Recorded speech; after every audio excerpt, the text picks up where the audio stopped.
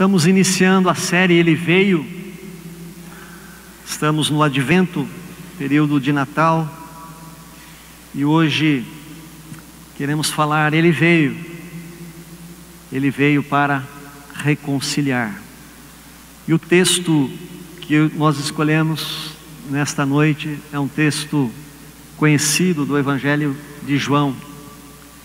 E diz assim: no princípio era o Verbo, e o Verbo estava com Deus, e o Verbo era Deus. Ele estava no princípio com Deus. Todas as coisas foram feitas por intermédio dele, e sem ele nada do que foi feito se fez. A vida estava nele, e a vida era a luz dos homens. A luz resplandece nas trevas, e as trevas não prevaleceram contra ela. Houve um homem cujo nome era João, enviado por Deus. Este veio como testemunha para que testificasse a respeito da luz, a fim de todos virem a crer por intermédio dele. Ele não era a luz, mas veio para que testificasse da luz, a saber, a verdadeira luz que, vinda ao mundo, ilumina a todo homem. O Verbo estava no mundo, o mundo foi feito por intermédio dele, mas o mundo não o conheceu. Veio para o que era seu, mas os seus não o receberam. Mas a todos quantos o receberam, deu-lhes o poder de serem feitos ou de se tornarem filhos de Deus, a saber, aos que creem no seu nome, os quais não nasceram do sangue, nem na vontade da carne, nem da vontade do homem, mas de Deus. E o Verbo se fez carne e habitou entre nós, cheio de graça e verdade, e vimos a sua glória como a glória do unigênito do Pai. Amém? Vamos ler todos juntos esse último versículo. E o Verbo se fez carne e habitou entre nós, cheio de graça e de verdade, e vimos a sua glória, glória como do unigênito do Pai. Ele veio. Por que será que no início do seu evangelho o apóstolo João chama Jesus de Verbo?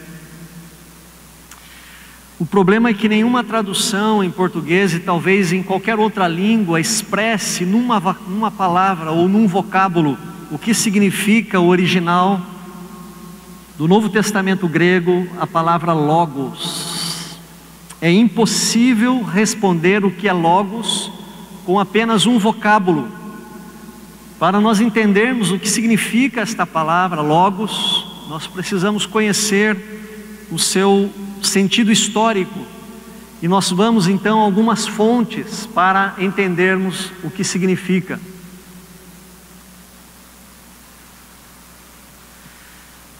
No Antigo Testamento, a palavra logos era comparada à palavra de Deus, aquela palavra de Deus criadora, aquela palavra de Deus que formou o homem, aquela palavra de Deus que organizou o cosmos, o caos que havia aqui no planeta Terra, aquela palavra que disse: haja luz e houve luz. Esse dinamismo criador manifesto no primeiro capítulo da Bíblia, em Gênesis. Tudo existe, tudo se cria. Então a palavra é poderosa, pois ao ser proferida, ela, além de comunicar, ela também cria todas as coisas. E aí quase que nós confundimos a palavra de Deus com o próprio Deus. E nesse prólogo do Evangelho de João, nessa introdução, isso fica notório quando ele diz que todas as coisas foram feitas por ele. Também há um pensamento na filosofia grega, muito antes de Cristo. O Logos era aquele princípio unificador do universo, era a própria lei do mundo, era aquela razão universal que controlava as leis naturais, as leis do mundo. Isso fica claro também no versículo: no princípio era o Logos estava com Deus, e o Logos era o próprio Deus.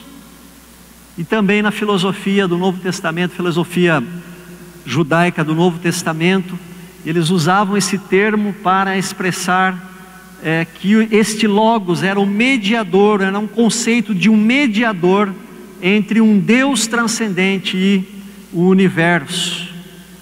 Isso também está no texto de João, no versículo 14: o Logos se fez carne e habitou entre nós. Então, partindo desse fundo histórico, queridos, nós podemos ver a amplitude e a grandeza das palavras de João no início do seu evangelho. E ele relaciona o Logos com Jesus, ou melhor, ele afirma categoricamente que Jesus é o Logos encarnado, é o Verbo, é a palavra. Que tremendo, que magnífico!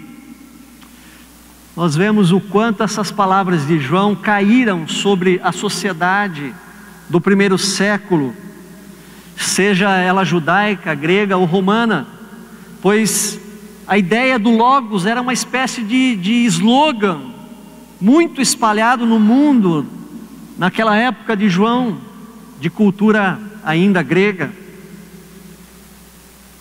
Então João, quando ele faz essa amarração do Logos, que era conhecido no mundo da sua época, ele faz ele identifica o Logos com Jesus, ele dá ao cristianismo um tema de propaganda admirável, fechando todos os conceitos sobre o Logos que haviam naquela época numa pessoa, numa só pessoa.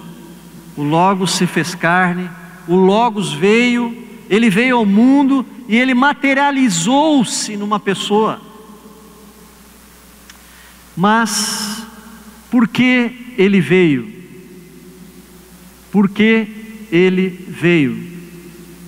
Essa é a pergunta, essa é a questão, e esse é o tema dessa noite. O versículo 11 traz a resposta, e tem o verbo aí, veio. Ele veio para o que era seu, e os seus não o receberam, mas a todos quanto o receberam, deu-lhes o poder de serem feitos filhos de Deus, a saber, aos que creem no seu nome. Queridos, ele veio para nos tornar filhos de Deus. Ele veio para nos dar condições de sermos feitos filhos de Deus.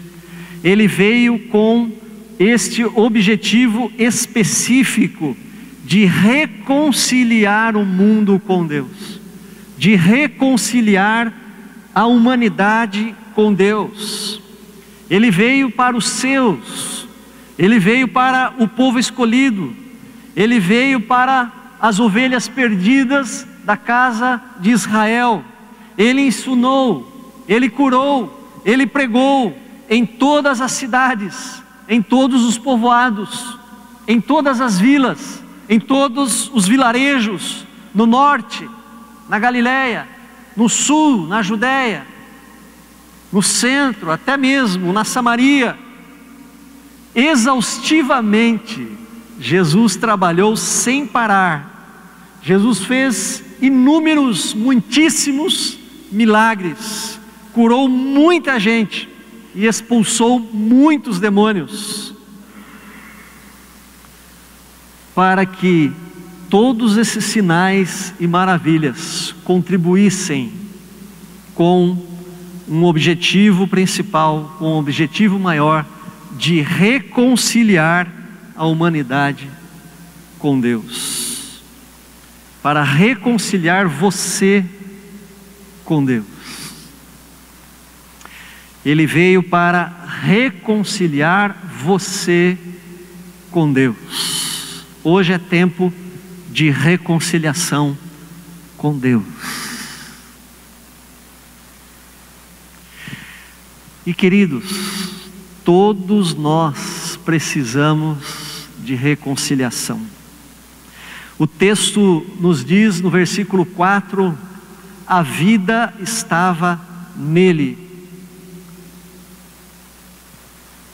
A vida estava nele, ele veio para nos trazer vida. Aí talvez você pergunte, mas eu estou vivo. Mas a Bíblia diz que todos nós estávamos mortos em nossos delitos e em nossos pecados. O ser humano nasce espiritualmente morto, todos nós precisamos nascer de novo. Disse Jesus a Nicodemos: se alguém quiser entrar no reino de Deus, se alguém quiser ver o reino de Deus, se alguém quiser habitar, se alguém quiser usufruir do reino de Deus, é necessário nascer de novo. E mais do que isso, né? É mais do que estar lá, além de estar lá no reino eterno de Deus, esse nascer de novo, essa vida que estava nele, que nos é transmitida, nos faz encontrar o próprio sentido da nossa existência humana.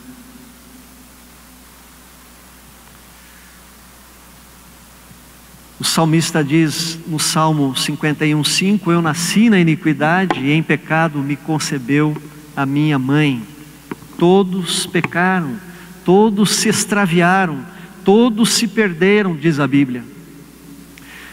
Lá em Eclesiastes diz: não há um justo só na terra, ninguém que pratique o bem e que nunca peque.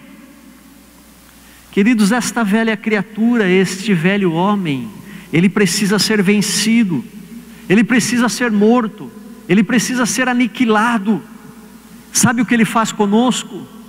Paulo responde: o bem que quero fazer não faço, o mal que eu não quero fazer, esse eu faço. Esta inconstância em fazer o bem, esta constância em fazer o que é errado, funciona nas nossas vidas como uma prisão, uma cadeia.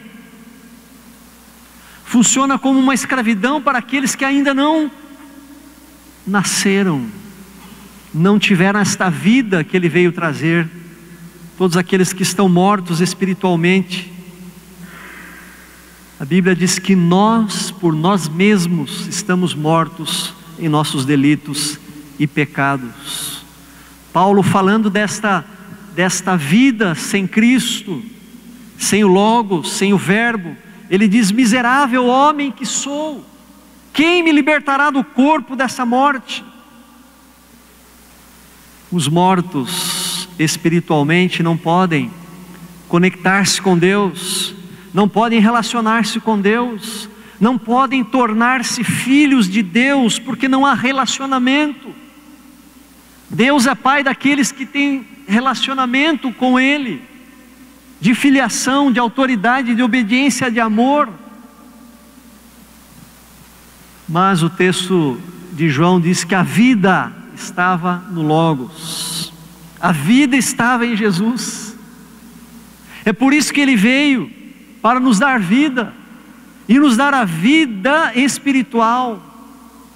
E ao nos dar esta vida espiritual, Ele nos reconcilia com Deus, nos reconecta com Deus. Adão, diz a Bíblia lá em Gênesis, foi criado do pó da terra, mas ele estava morto. Foi necessário Deus lhe soprar o Espírito em suas narinas. Deus precisa soprar o seu Espírito sobre nós, para que tenhamos a vida dele, vida espiritual.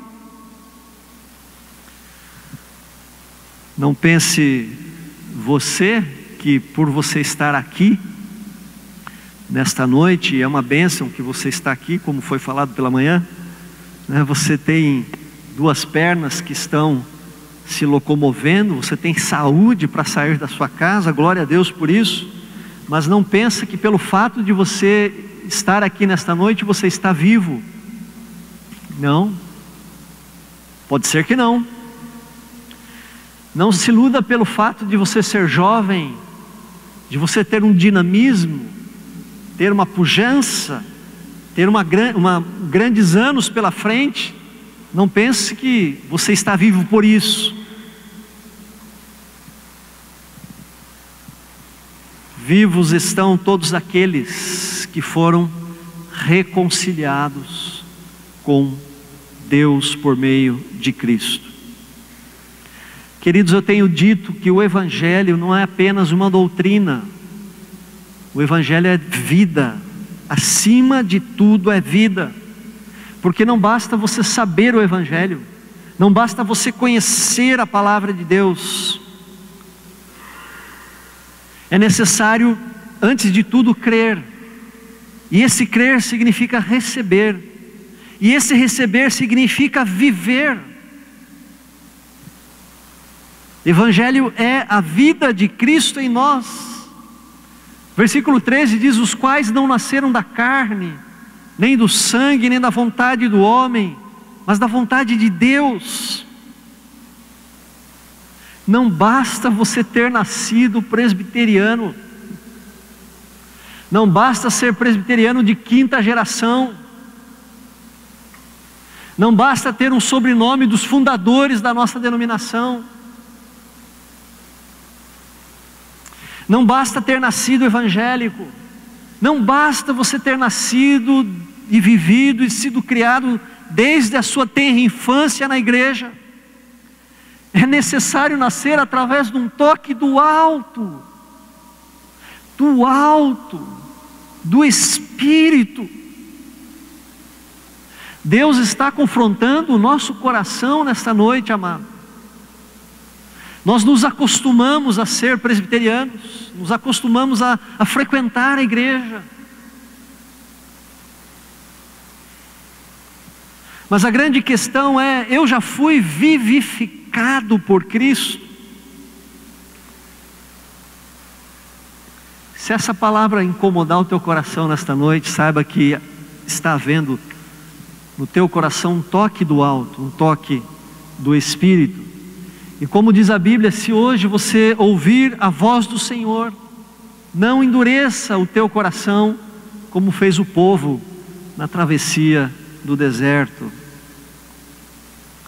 Mas além desta vida que estava nele, o texto nos diz, no versículo 4 ainda, que essa vida era a luz dos homens. Luz dos homens. Jesus precisava vir para iluminar aqueles que viviam nas trevas da ignorância, para iluminar aqueles que viviam nas trevas da maldade, para iluminar aqueles que viviam sem esperança e sem Deus neste mundo, aqueles que ainda vivem nas trevas espirituais, vivem procurando, tateando, vivem ainda inseguros, podem ser potencialmente intelectuais, podem conhecer a ciência, podem ter status na sociedade, podem ter uma posição de honra diante dos homens, de destaque na sociedade, mas sem essa luz que vem do alto, são pessoas inseguras, ainda vivem nas trevas da incerteza, da dúvida, nesse mundo de tantas verdades. Quanto mais as pessoas estudam tentando encontrar a verdade, mais confusas elas ficam. Coisa que mais atrapalha alguém de ser iluminado por Deus é o fato de conviver num mundo cheio de muitas infinitas verdades que mascaram a única verdade. Já vou falar mais sobre essa única verdade e do porquê disso. Nós vivemos num mundo cuja filosofia é que todos os caminhos levam a Deus, mas a Bíblia nos diz claramente que todos os caminhos, menos um, levam a lugar nenhum. Todos os caminhos, menos um, levam a lugar nenhum. Eu vivi tateando no escuro por 17 anos da minha vida. Nasci na igreja, conheci a doutrina do Evangelho, mas faltava alcançá-la, faltava experimentá-la aqui dentro de mim, faltava vivê-la, faltava que essa doutrina do Evangelho, cujo centro é o próprio Jesus, tomasse conta do meu coração, da minha vida. Pode ser que tenhamos pessoas assim aqui nesta noite, pode ser. Então Deus está falando ao teu coração.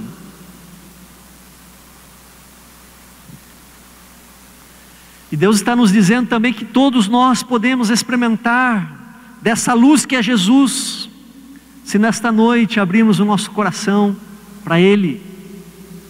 Se nesta noite você se entregar a Jesus de todo o seu coração, se nesta noite você reconhecer a sua impossibilidade, a sua insuficiência, se nesta noite você reconhecer a sua fraqueza, e acima de tudo, se nesta noite você crer na suficiência do Salvador que se fez carne, Jesus. Se você reconhecer a suficiência do Logos, do governador do cosmos, do universo, que se fez carne, se fez humano e habitou entre nós. Diz o versículo 12 que Jesus veio para o povo de Israel, mas eles o rejeitaram, eles o crucificaram, e até hoje eles estão esperando o Messias. Mas a Bíblia diz também que alguns creram, mas a Bíblia diz que alguns receberam. Então você também nesta noite pode recebê-lo, você também pode crer nele.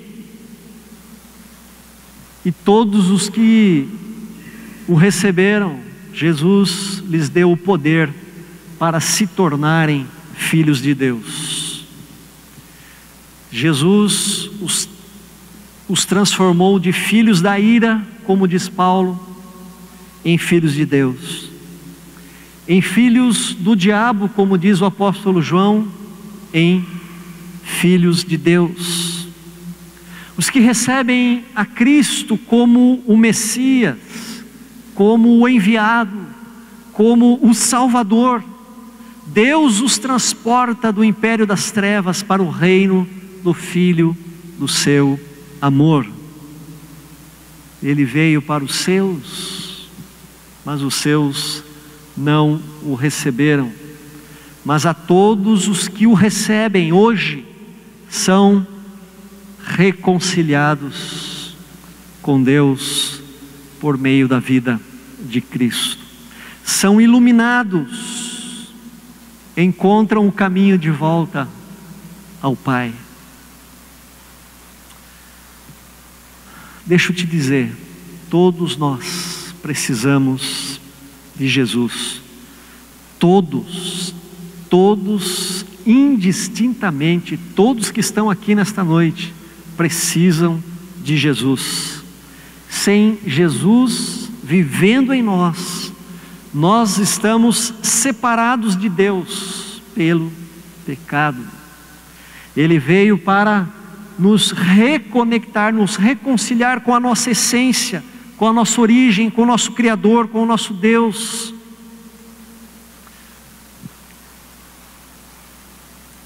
Sabe que a resposta mais importante que eu dei na minha vida não foi no dia 1º de março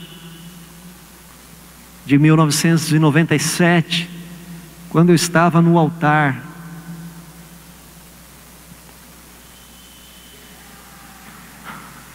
com aquela morena.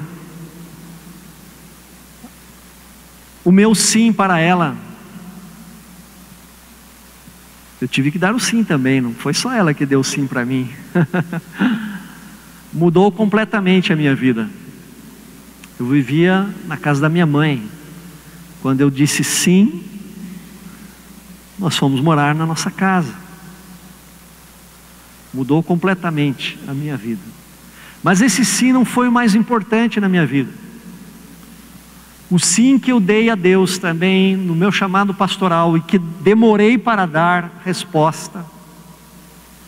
Deus me chamava, eu dava uma de Gideão, me esquivava. Mudou a minha vida, mudou a minha vida. Queridos, vocês não têm a dimensão do que é estar sentado aí, onde você está, e estar aqui, desse lado. Só quem passa por isso que sabe como muda a nossa vida, quando nós deixamos o banco ou a cadeira da igreja para estar aqui atrás desse púlpito. Todo o alimento que eu recebia, domingo após domingo, saía cheio da igreja, animado, fortalecido. Os problemas ficavam desse tamanhinho, para enfrentar a segunda-feira. Quando eu mudei de lado, era eu que tinha que alimentar o rebanho. Eu que tinha que dar de comer. Isso aconteceu quando eu fui lá para a nossa congregação, Jardim Hungarês. Mudou completamente a minha vida. O sim mais importante que eu dei na minha vida não foi quando eu decidi pastorear lá no Rio Grande do Sul, numa cultura completamente diferente, onde as palavras até têm outro sentido, significado, outros costumes, longe da família, longe da minha cidade, que é Sorocaba. Mudou a minha vida e da minha família também. Lá eu tive mais uma filha. O sim mais importante não foi também quando o conselho desta igreja me convidou para voltar. E aí mudou novamente a minha vida. Saí de lá, voltei para perto da minha família, perto desta igreja, o qual já tinha estado por vários anos, a minha cidade.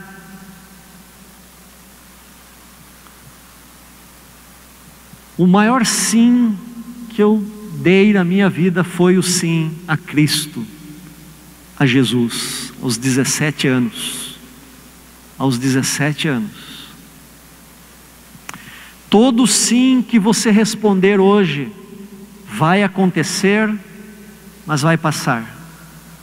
Vai acontecer e passar, vai acontecer e passar. Mas o único sim que permanecerá para a eternidade é o sim que você pode dar hoje a Jesus. Ele veio para os seus, mas os seus não receberam.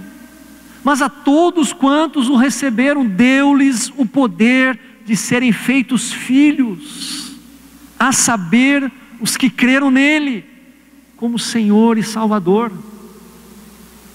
Tenho dito para as minhas filhas, que a pessoa mais importante neste mundo é Jesus.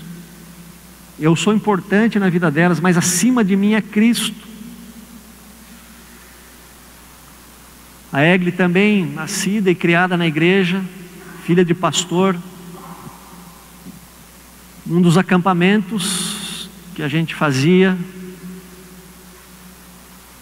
de uma forma especial, Deus veio sobre ela, iluminou seu coração, fez aquela conexão com Deus de uma forma tremenda, uma alegria profunda, uma paz, confirmando na vida dela essa reconciliação com Deus. Todos nós precisamos passar por esta experiência. O Logos comandava o universo, mas ele se encarnou, cheio de graça, cheio de verdade. Ele veio para te reconciliar com Deus. Ele veio. Você já disse sim para Ele. Hoje é tempo, queridos, de reconciliação. A reconciliação com Deus equaliza a nossa vida, equaliza o nosso eixo espiritual, coloca o nosso mundo interior em ordem. Quando nós somos reconciliados com Deus, o eixo da nossa vida, ele é recolocado no lugar. porque nós encontramos a nossa essência, encontramos a nossa origem. Agostinho disse: Senhor, criaste-nos para Ti, o nosso coração não descansa enquanto não repousar em Ti. Você vai centralizar a sua vida, vai colocar a sua vida no eixo, inteiramente, integralmente, espiritualmente, fisicamente, psicologicamente, biologicamente, quando você for reconciliado com Deus. Isso vai refletir em todas as áreas da sua vida. Isso vai refletir em todos os seus relacionamentos. Porque você vai dizer: agora já não sou eu quem vivo, já não sou eu o Fernando egoísta, o Fernando soberbo, o Fernando violento, o Fernando malicioso, maldoso, mas é Cristo que vive em mim. E esse Evangelho, e esse Cristo, quando toma conta e toma posse da nossa vida, Ele sai pelos nossos olhos, pelas nossas mãos, pelos nossos pés. Por isso a Bíblia diz que nós somos convertidos, porque os nossos pés mudam de direção, os nossos pensamentos mudam de direção, as nossas atitudes mudam de direção, e a boca traz palavras novas, porque o coração agora está cheio de Cristo. Ele toma conta de nós. Você precisa ter essa experiência com Jesus. Se teu pai tem, glória a Deus. Se tua mãe tem, glória a Deus. Mas você precisa ter. Você não entrará no céu agarrado no calcanhar do teu pai, nem da tua mãe, nem da tua avó. A fé os nossos pais nos legaram, mas a experiência pessoal é você que tem que dizer sim, sim, sim, Jesus, eu te recebo. Eu preciso dessa reconciliação com Deus, eu preciso experimentar dessa amizade com Deus, eu preciso experimentar desta proximidade com Deus, dessa alegria de estar com Deus, dessa alegria de ser amado por Deus e não ter medo de Deus, de ver Deus como um pai amado, amoroso, que abraça o filho pródigo, cheio de pecados, de uma vida devassa, torta, impura, que não coloca condições, mas tão somente que recebe e transforma. O amor de Deus é transformador. O amor de Deus é tão grande que não nos permite ser do jeito que nós éramos, permanecer do estado que estávamos. Coloca um anel no dedo, tira a roupa suja, coloca uma roupa nova, uma sandália nos pés, e vamos celebrar esta reconciliação com Deus. Não existe nada tão glorioso e maravilhoso como essa experiência. Hoje é tempo de reconciliação. Você já disse sim para Jesus? O Logos, princípio do universo, controlava todo o universo, se fez carne, se chama Jesus, o Cristo, Jesus, o Nazareno, Jesus, filho de Davi, Jesus, filho de Maria. E Ele está aqui nessa noite, fazendo assim na sua vida, batendo em seu coração. Não importa a idade que você tem, você pode dizer sim para Jesus. E você que já disse, você pode experimentar muito mais desta vida com Cristo. Queridos, o Evangelho é muito mais do que nós temos vivido. você pode se aprofundar mais nesse relacionamento com Cristo e receber muito mais da vida de Cristo na sua vida. Eu vim para que tenham vida e a tenham em abundância.